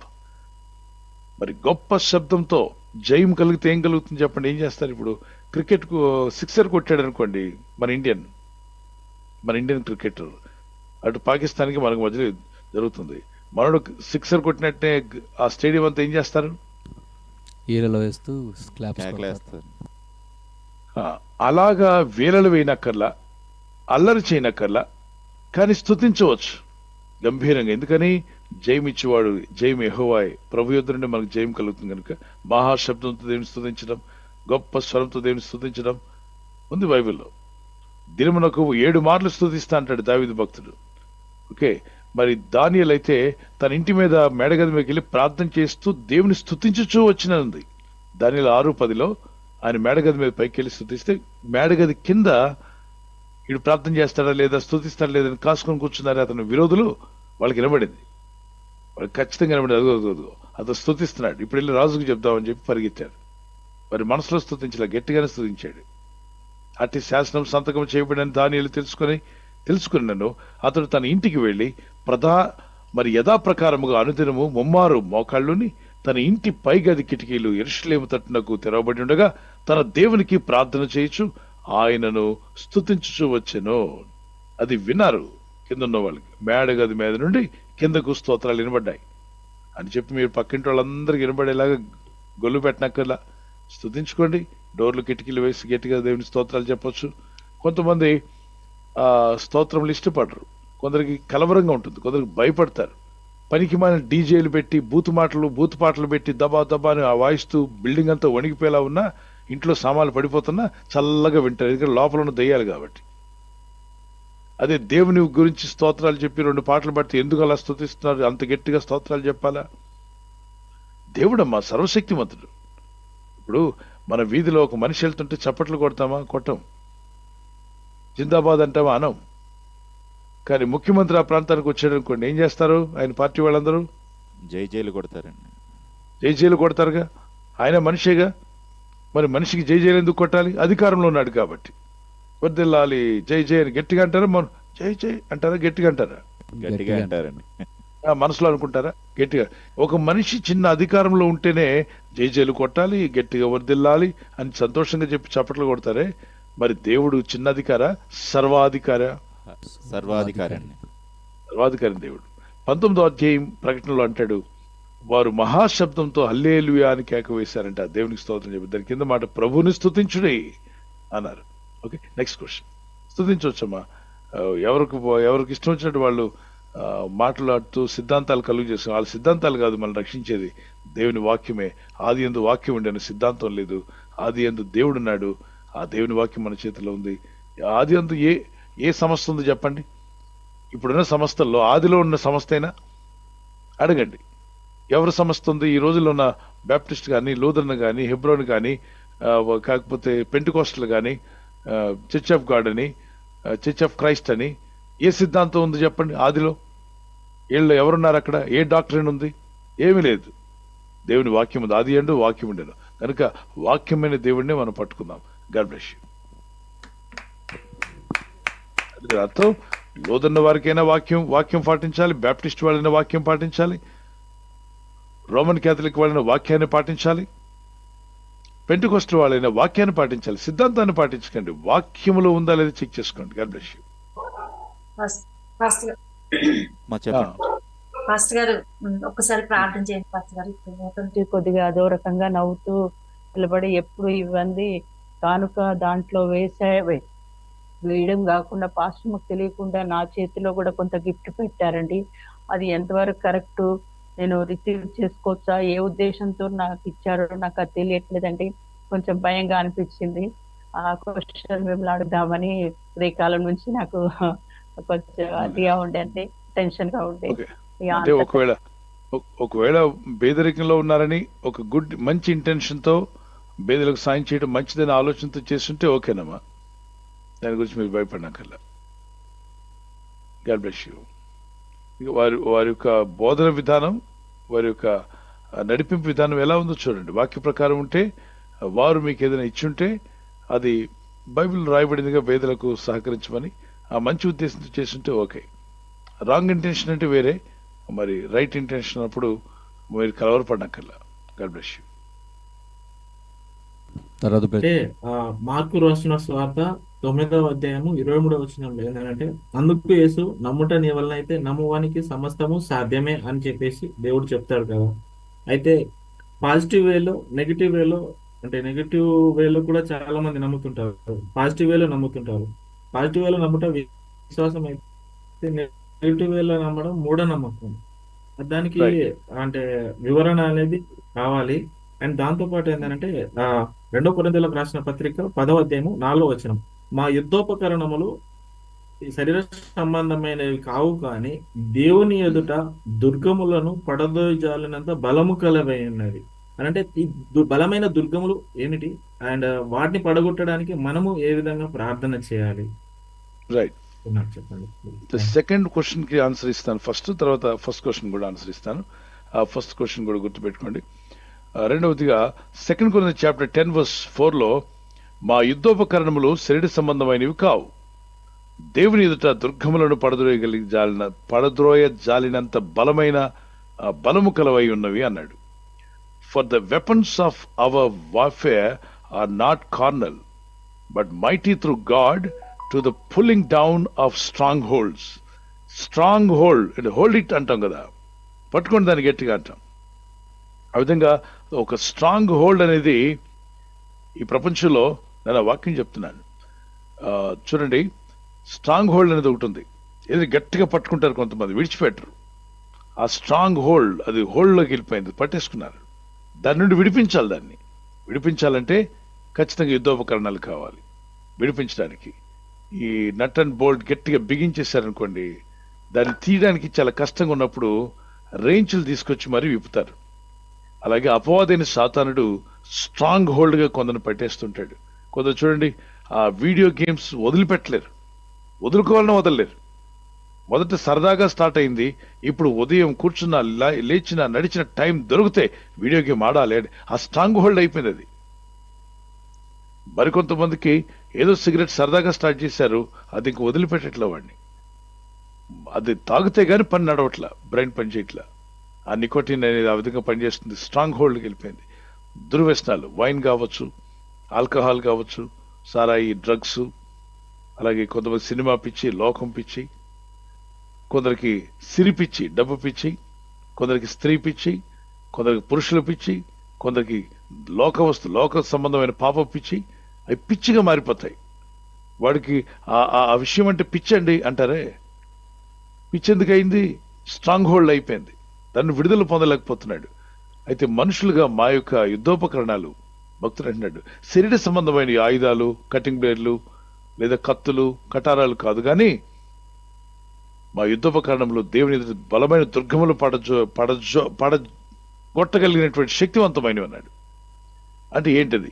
ఆ స్ట్రాంగ్ హోల్డ్స్ నుండి కూడా విడిపించగలదు. అందులో ఒకటి ఆత్మ సంబంధమైన ఆయుధాలు దేవుడు మనకిచ్చాడు. ఆత్మ సంబంధమైన ఆయుధాలు ఏంటి? ఎఫెసియన్స్ చాప్టర్ 6, ఎఫెసీ పత్రిక 6వ అధ్యాయం 12, 13, 14 వచనాల్లో మనకు కనిపిస్తుంది. ఎలానగా మనం పోరాడినది శరీరులతో కాదు గాని ప్రధానులతో, అధికారులతోనూ, ప్రస్తుత అంధకార సంబంధులకు, లోకనాథులతోనూ, ఆకాశ మండలమందున్న దురాత్మల సమూహంతోనూ పోరాడుచున్నాం. అందుచేతను మీరు ఆపద్దినమందంటే ఆపదలు వచ్చే టైంలో, ప్రమాదం వచ్చే టైంలో వారిని ఎదిరించుటకును సమస్తమును నెరవేర్చిన వారై నిలవబట్టుకుని శక్తిమంతులగునట్లు దేవుడిచ్చు సర్వాంగ కవచమును ధరించుకునడి.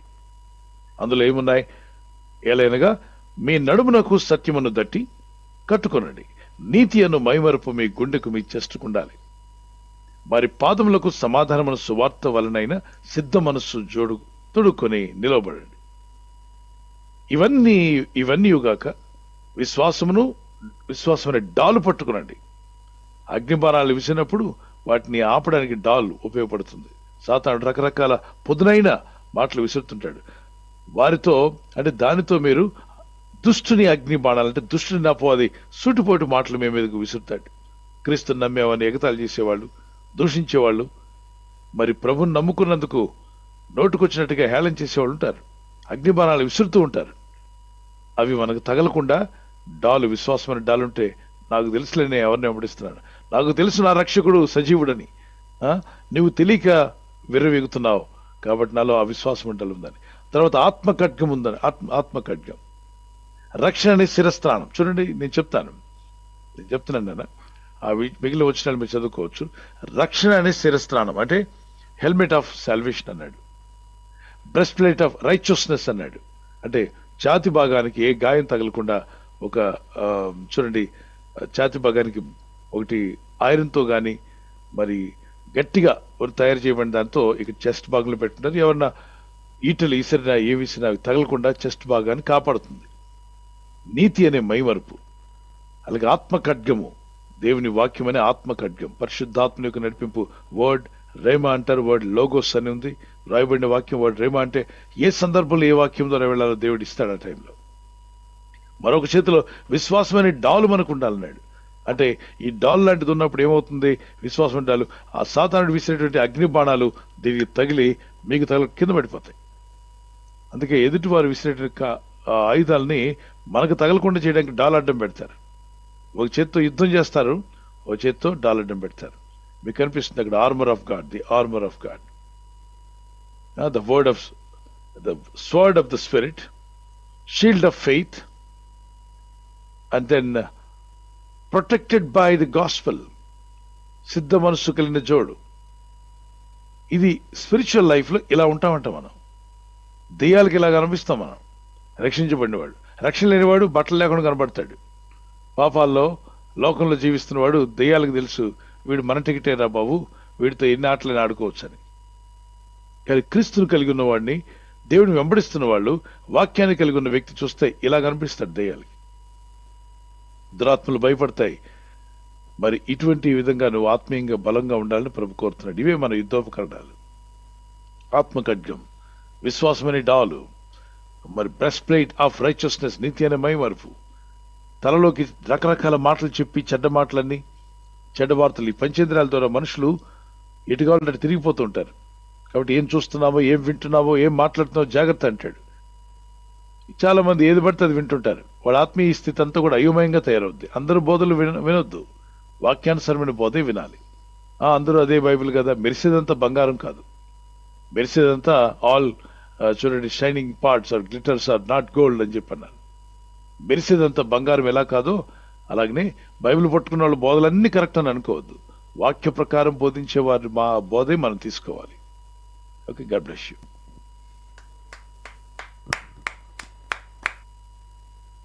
సహోదరుడు మరో ప్రశ్న కూడా అడిగారండి.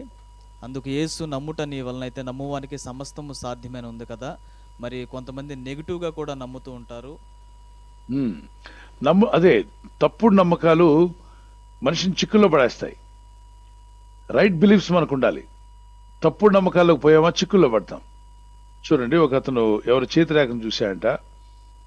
అతను చెప్పాడంట, బాబు నువ్వు పోయిన జన్మలో కుందేలు జన్మ ఎత్తావు, ఈ జన్మలో మానవ జన్మ ఎత్తావు, మళ్ళా కొద్ది రోజుల్లో తాబేలు జన్మ ఎత్తబోతున్నావు. ఏ జన్మ? తాబేలు జన్మ. కాబట్టి నువ్వు త్వరలో చనిపోతావు, ఇల్లంతా చదువుకోమని చెప్పాడట, ఇల్లు చక్కబెట్టుకోమని చెప్పాడట. ఆయన చుట్టూ ఆయన ఆఫీస్లో ఉన్న వాళ్ళందరూ ఆయన ఏది చెప్తే జరుగుతుందండి. ఖచ్చితంగా జరిగింది, వాడికి జరిగింది, వీడికి జరిగింది. కాబట్టి ఈయన నోటి నుండి మాట వస్తే జరుగుతుందని చెప్తే అది నమ్మేశాడు. ఆయన నమ్మి ఇంటికి వచ్చి బోర్మని ఏడ్చుకుంటూ భార్యను పట్టుకొని పిల్లలను పట్టుకొని ఏడ్చి, పిల్లలు చిన్నపిల్లలే, ఆస్తు పంచేశాడు, ఆస్తులు పంచాడు. ఎందుకంటే నెలన్నరలో చనిపోతాడని చెప్పాడు. పోయిన జన్మలో కుందేలు జన్మ, ఈ జన్మలో మానవ జన్మ. ఇక్కడ చనిపోయే టైం వచ్చేసింది. నెక్స్ట్ 1.5 months తాబేలు జన్మ ఎత్తాడంట మనవాడు. ఆయన చెప్పడం, ఈయన నమ్మేయడం, ఈయన స్నేహితులందరూ అతను చెప్తే కరెక్ట్గా జరుగుతుందని చెప్పాడు. దెయ్యం పట్టింది. ఇక్కడ అపనమ్మకాలు, మూఢనమ్మకాలు, భయంలో బతికితే దెయ్యాలు పడతాయి. దెయ్యాలకి చాలా సంతోషం. అలా నమ్మేవాళ్ళు అంటే అవి చాలా ఆనందపడి ఆ వ్యక్తుల్ని మోసుకుపోవడానికి వస్తాయి. అతను నెలన్నర వచ్చేసరికి ఇంకొక వారం రోజుల్లో ఆ డేట్ వచ్చేస్తుంది. ఉద్యోగాన్ని రిజైన్ చేశాడు. రిజ్యూమ్ కూడా మరి తనకు ఉన్నటువంటి రిజైన్ లెటర్ కూడా సబ్మిట్ చేశాడు. వాళ్ళంతా ఏమొచ్చిందని ఎందుకు చేస్తున్నావు అంటే, నేను చనిపోతాను సార్, తాబేలు జన్మ ఎత్తబోతున్నట్టే, ఒట్టిదే నమ్మొద్దన్నారు నాస్తికులు. మరి మూఢనమ్మకాలు కరెక్ట్ జరుగుతుంది అన్నారు. ఇతనికి ఆ నమ్మిక, ఆ నెగిటివిటీ అతని హృదయంలో ఒక విధమైన భయం కలుగు చేసింది. రాత్రులు నిద్రపోట్ల, ఆహారం ఇస్తే తింటలా, మెమరీ పోయింది, పిచ్చోడ్లా తయారయ్యాడు, పిచ్చివాడు అయిపోయాడు. హాస్పిటల్ తీసుకెళ్లారు, మెంటల్ హాస్పిటల్కి పట్టుకెళ్లారు, నానా తిప్పులు పడ్డారు, ఏం కంట్రోల్ లేదు. ఒకటే అన్నాడు, నేను చనిపోతాను. ఆ ఇంటి పక్క వాళ్ళు ఎవరో చెప్పారంట, యేసుక్రీస్తు రక్తంతో ప్రార్థన చేసి ప్రేరాలు రాసి ప్రార్థన చేద్దామండి అంటే వీళ్ళకి ప్రభు అంటే ఇష్టం ఉండదు. మరి సిచ్యువేషన్ చూస్తే సీరియస్ అయిపోయింది. అప్పుడు వాళ్ళు అన్నారమ్మా, మీ ప్రభు ఏమైనా చేస్తే మీ ప్రభుని నమ్ముకుంటాం, కొంచెం చేయమంటే వాళ్ళు ఈ విశ్వాసలే కానీ యేసు రక్తం చెప్పిన ప్రేరాలు ఆయన తల మీద రాస్తూ యేసుక్రీస్తు రక్తమే చేయమని ఒక పాట పాడుతూ ప్రభుని గనపరుస్తూ, ప్రభుని మహింపరుస్తూ, ప్రభు ఇతనికి విడుదలివ్వండి, స్వస్థతనివ్వండి, ఇతను పట్టిన దురాత్మలు వెలగొట్టమని ప్రే చేస్తూ అతను ఆ స్థితి నుండి బయటపడాలని ప్రే చేస్తూ ఉన్నారు. ఇంటి వాళ్ళందరూ కూడా ప్రార్థన నేర్పారు. 1 గంట సేపు ప్రార్థన వాళ్ళు చేస్తుండగా ఒక మృగం అరిచినట్టుగా కేకలు వేసి అరిచి, నన్ను వెలగొట్టకండి, నేను ఇతను తీసుకుపోవడానికి, నన్ను వెలగొట్టదని పళ్ళు కొరుకుతూ యేసు రక్తం చెప్తుంటే చెవులు మూసేసుకుంటున్నాడు. ఎవరు మూసుకోవట్లా, మామూలుగా ఉన్న వ్యక్తులు.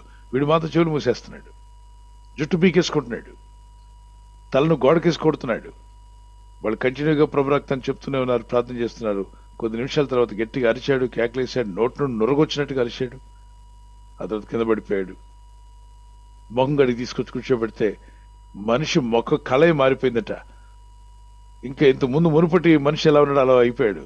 చక్కగా భార్య పేరు పిలుస్తున్నాడు, పిల్లల పేర్లు పిలిచాడు, దేవుని స్తుతించాడు, ఈ యేసు ప్రభు నాకు విడుదలిచ్చాడు, గొప్ప సాక్ష్యం చెప్తున్నాడు.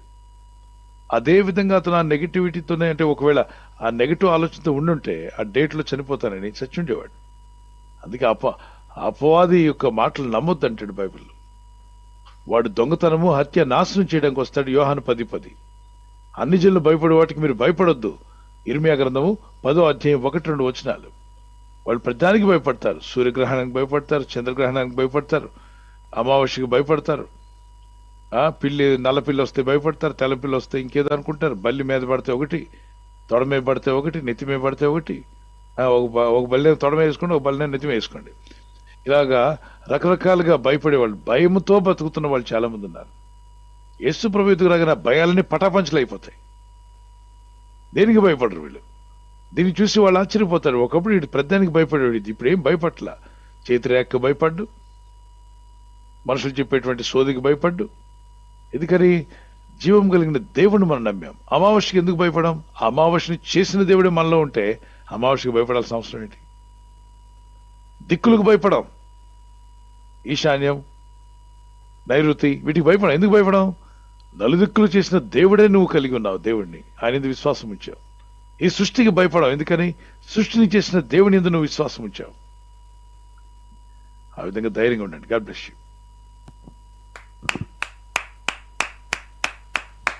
థ్యాంక్ యూ పాస్టర్ గారు. తర్వాత ప్రశ్న విజయ్ ఏంటంటే ద్వితీయోపదేశ కాండం అండి 27వ అధ్యాయంలో నుంచి 11 నుంచి 19 వచనాల్లోనే ఇక్కడ మోషేతో దేవుడు మాట్లాడినప్పుడు కొంతమందినేమో దీవెన వచనాలు పలికినప్పుడు ఆమెను అనమన్నాడు, శాప వచనాలు పలికినప్పుడు కూడా ఆమెను అనమన్నాడు. దేవుడు ఎందుకు అలా చెప్పాడు అనేది నాకు కొంచెం అర్థం అవ్వలేదండి, వివరంగా చెప్తారని. అదేనమ్మా, ఏ సందర్భంలో చెప్పమన్నాడు అన్నదాన్ని మనం అక్కడ చూడాలి. ఓకే, వాక్యము కింద పైన వచనాలు కూడా మీరు చదవండి.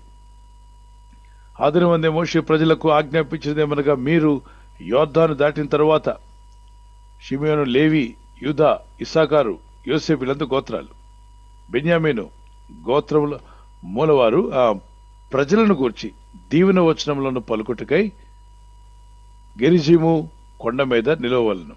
ఆ కొండ మీద నిలబడండి. రూబేను, గాదు, అషేరు, జెబులును, దాను, నఫ్తాలి గోత్రముల వారు శాపవచనములను పలుకుటకై ఏబాలు కొండ మీద నిలవలను. ఏబాలు కొండ ఒకటి, దానికి ముందు వచనంలో మరొక కొండ, 2 కొండల మీద నిలబడమన్నాడు. గిరిజీము అనే కొండ, ఏబాలు కొండ, 2 కొండలు ఉన్నాయి. ఈ కొండ మీద కొంతమంది గోత్రాలు, ఆ కొండ మీద కొన్ని గోత్రాలు. ఇప్పుడు ఎందుకు పలకమన్నాడు, ఏం పలకమన్నాడు చూడొచ్చు మీరు. అప్పుడు లేవీయులు యెహోవాకు హేమగా శిల్పి చేతులతో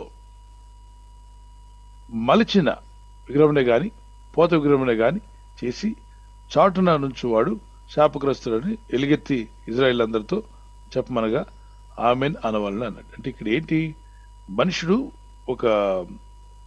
ఒక వస్తువుని చేసి తన చేతులతో చేస్తాడు. పాపే కదా మనిషి. పాప చేతులతో పోతబోసి కానీ ఏదైనా శిల్పితో చెక్కించి కానీ చేస్తే దానివల్ల ఏం జరుగుతుందంటే, మనుషుడు ఇప్పుడు ఒక మాట, మీ ఒక తల్లి ఉంది, పిల్ల అడుగుతా నాన్న చూపించమని, నాన్న ఊరు వెళ్ళాడు, ఆర్మీలో ఉన్నాడు, ఆ ఇంట్లో ఫోటో లేదు కాబట్టి తల్లి ఆ బిడ్డ తండ్రిని చూపించమంటున్నారని చెప్పి ఒక పేపర్ తీసుకొని డ్రాయింగ్ వేసింది గోడ మీద. డ్రాయింగ్ వేస్తే వేరే పురుషుడి ముఖం వచ్చింది అక్కడ. తన భర్త ముఖం రాలేదు, ఆ పిల్లల తండ్రి ముఖం రాలేదు, వేరే పురుషుని ముఖం వచ్చింది. కాబట్టి ఈయన మీ నాన్నరా అని చెప్తారా? చెప్పరండి. చెప్పండి. చెప్పరు పాస్టర్ గారు. కాబట్టి శిల్పులందరూ దేవుని ముఖాన్ని చూసి చెక్కారా? దేవుని ముఖం వాళ్ళకి తెలుసా? శిల్పి అంటే మనుషులే, వాళ్ళు కూడా అద్భుతంగా శిల్పి వాళ్ళు చెక్కగలరు. వాళ్ళు దేవుని ముఖాన్ని చూసారా? చూడలేదండి. చూడలేదు. చూడనప్పుడు మరి ఎట్లా దేవుని ముఖాన్ని వాళ్ళు తయారు చేయగలిగారు? అది ప్రశ్న. అలాగే పోత పోసాడు ఒక ఆయన. పోత పోయడానికి కూడా ఇసుకలో వాడు ఒక అచ్చు వేయాలి. అచ్చు తయారు చేస్తున్నప్పుడు ఆ అచ్చును చేసిన వాడు మనిషే. దేవుడిని చూశాడంటే చూడలా. దేవుడిని చూడకుండా దేవుని రూపం నీకు ఎలా తెలిసింది? దేవుడు ఇలాగా ఉంటాడు, ఆయన ముఖం అని. ఇప్పుడు నీ ఫోటో కాకుండా నీ భార్య మరొక పురుషుని ఫోటో అక్కడ పెట్టి పిల్లలకి ఇదిగో మీ తండ్రి ఈయన అని చెప్తే నీ కోపం రాదా? చల్లగా కూల్గా ఉంటారా ఐస్ క్రీమ్ తిన్నట్టు? కోపం. ఎవడతను నా ఫోటో కాకుండా అతని ఫోటో ఎలా పెట్టావు, నువ్వు పిల్లలకి ఎలా నేర్పిస్తున్నావు అంటావు కదా. అందువలన ఇశ్రాయేలులారా, మీరు గనక ఇటువంటి మార్గంలోకి వెళ్తే శాపం మీ మీదకి వస్తుంది, జాగ్రత్త అని ఆ ఇజ్రాయెల్లో శాపవచనాలు పలికినప్పుడు ఎందుకు పలికారు? అది అక్కడ వివరణ ఉంది కదా. తప్పు చేయడం, తప్పు మార్గంలోకి వెళ్ళొద్దు, అలా చేస్తే శాపం వస్తుంది కనుక వాటికి కూడా ఆమెను చెప్పించారు. అవునుగాక అని ఎందుకు చెప్పించారంటే దేవుని ఒక ఆజ్ఞ అయి ఉంది, తప్పు మార్గంలోకి వెళ్ళొద్దని. వెళ్తే శాపం వచ్చి తీరుతుంది. వచ్చి తీరాలంటే వాళ్ళు అక్కడ ఆమెను చెప్పాలి. ఇప్పుడు ఈ రోజుల్లో మనం ప్రతిదానికి ఆమెను చెప్పనక్కర్లా. కొంతమంది చూడండి ప్రసంగాల్లో ఇలా చెప్తుంటారు, అతడు ట్రైన్ కింద పడి చనిపోయాడంట అన్నట్టునే సంఘం అంతా చెప్పండి, ఏం చెప్పాలి? ఆమె ఏం చెప్పండి, ఆడి చచ్చిపోతే మన ఆమె చెప్పడం ఏంటి? ఇది బుద్ధిహీనంగా మాట్లాడు. అంటే వాక్యము ప్రసంగం గుర్తు రానప్పుడంతా ఆమెనానండి, ఒక ఆమెను చెప్పని చూద్దాం, ఒక ఆమెను అనండి చూద్దాం. మనోడికి ప్రసంగం గుర్తు రావట్లే, రిఫరెన్స్లు సరిగ్గా సిద్ధపడి ఉంటాడు, ప్రేర్ చేసి ఉంటాడు. ఈయనకి గుర్తు రానప్పుడంతా వాళ్ళు ఏమంటుండాలి? ఆమెన్. ఎందుకు అనాలి ఆమెన్? ఏ సందర్భంలో అనాలి ఆమెన్? దేని కొరకు అనాలి ఆమెన్? అలా కాకుండా ఊత పదం లాగా ఆమెన్ అనండి చూద్దాం, ఆమెన్ అనండి చూద్దాం, ఒకసారి గట్టిగానండి అంటే ఈయనకు ఊపు రావాలంటే ఏమనాలి? ఆమెన్ అనాలి. దానికి వాడుకుంటాం, అది వాక్య విరుద్ధం, అది బుద్ధిహీనత, అవివేకం. అట్లా దేవుని పిల్లలు ఆ విధంగా చేయకూడదు, సేవకులైన విశ్వాసులైన. అలాగనే ఒకవేళ నిద్రపోతున్నారు సంఘం, వాళ్ళందరూ మెలకునేలాగా చేసి వాక్యం వినిపిద్దాం అనుకుంటే దేవుని గట్టిగా స్తుతించమని చెప్పొచ్చు. హల్లెలూయా అని బిగ్గరగా చెప్పమని చెప్పొచ్చు. ఆ హల్లెలూయా పక్కోడు చెప్పినందుకు ఆ ఉలికి పడినా నిద్రపోతూ లేచి వాక్యం వింటాడు. దేవుని స్తుతించడం తప్పేం కాదుగా. కానీ ఆమెను చెప్పే విషయంలో వాళ్ళకి నష్టం కలిగిందని, వాళ్ళకి ఆమెనని ప్రసంగంలో మాట్లాడుతున్నప్పుడు తప్పుడు మాటలు, అంటే వాళ్ళు చనిపోయారని చెప్తే దానికి ఆమెను ఎందుకు అవసరంలా. సో ఎప్పుడైనా వాక్య ప్రకారమైన వాటికి ఆమెను చెప్పాలి. God bless you. Thank you pastor గారు.